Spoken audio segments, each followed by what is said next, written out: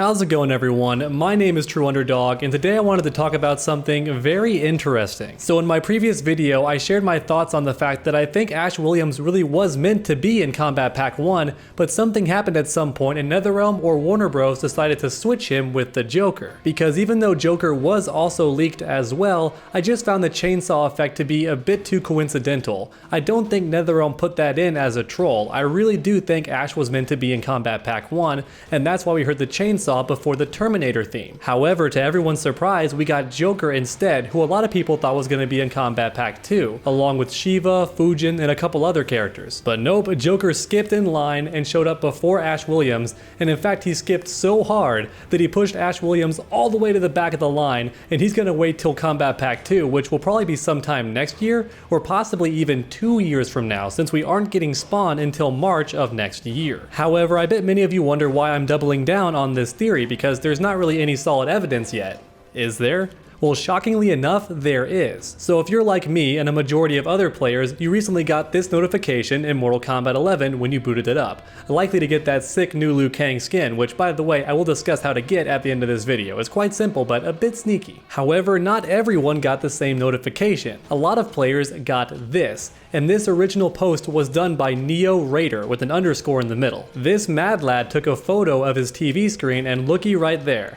Now this image could be fake, but it looks legit enough, and as you can see, instead of Joker, it says Ash Williams. So if this image does turn out to be real, and a lot of people do stand by it and say they've gotten similar notifications, then that would mean that Joker was not originally planned for Kombat Pack 1. Instead, it truly was meant to be Ash Williams. Once again, this only holds true if this photo is real, but as far as I can tell, it does look fairly legit. And this image would also help to explain why it took so long for the Kombat Pack trailer to be released. I bet originally they had the whole thing done and ready to go a lot earlier, but it showcased Ash Williams instead. And someone, whether it be NetherRealm or Warner Bros., decided, no, we want Joker to come out with Kombat Pack 1 instead, so go ahead and swap him and Ash Williams. They're not going to swap Terminator because he has a movie coming out the same month that he gets released. And they're also not going to swap Spawn because there would be hell on earth if they did that. People would riot. There would be mobs in the street if they delayed Spawn until Kombat Pack 2. He's been a major draw for this game, so there was no way they were going to move him to Kombat Pack 2. So that of course meant that Ash Williams was the only logical option, because otherwise they had to remove a legacy character, and you would have way too many guest characters and not enough Mortal Kombat characters in your Mortal Kombat 11 DLC roster. That'd be a bit ridiculous. So assuming this image is real and that a lot of players are being honest when they say they got the very same notification that showed Ash Williams instead of Joker, that begs the question, why did they delay Ash Williams and push Joker to the front of the line instead? And the most obvious answer is the new Joker movie being released, the one with Joaquin Phoenix. However, oddly enough, as mentioned in a past video, that film is not coming out at the same time as Joker's release. In fact, it's coming out many months before. So it still doesn't really add up that much, but I suppose Warner Bros. Still thought it made more sense to have Joker come out sooner rather than later, especially since the DLC has clearly been pushed back quite a bit ever since the crunch time got reduced at NetherRealm Studios, which I'm very much in support of. I did work in game design for a little bit, and those crunch times can be absolutely ridiculous. You're not paid for every hour you work, you're paid a salary and you're expected to meet those deadlines, and that's how crunch time actually happens. So I definitely do think reducing crunch time at NetherRealm was a very good idea. However, that is responsible for why the release dates have been so staggered.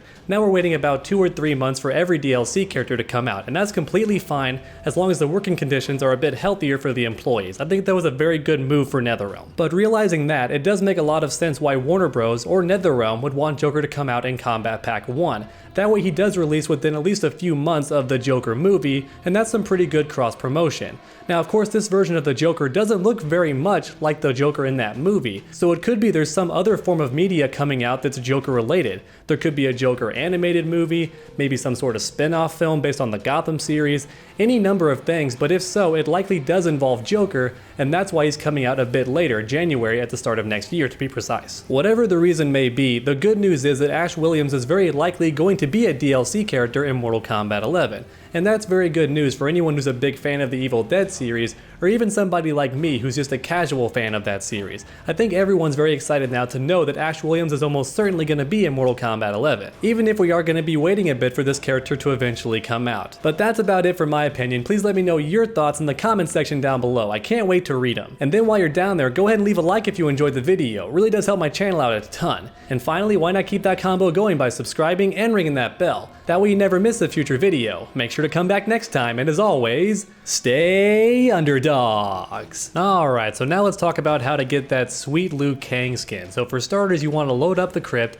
and then go all the way underground to where Goro is. And you don't have to take the exact route that I'm going right now. There's a bunch of different ways to get down there, including tons of elevators and the works. But I'm going to go ahead and go this way because I'm lazy, and honestly I don't spend very much time in the crypts, so this is the route that I know the best. No matter which way you go, man, these elevators always take a pretty darn long time to get there, but that's because they're actually a clever loading screen. So while you're going down, the game is actually loading different areas of the crypt, and that's a pretty cool thing, very sneaky and very creative. And as you can see, there's Goro off in the distance, so what you want to do now is actually go around him and up behind, and there's the Chronica Vault, and once you open that up, you get this sweet Liu Kang skin.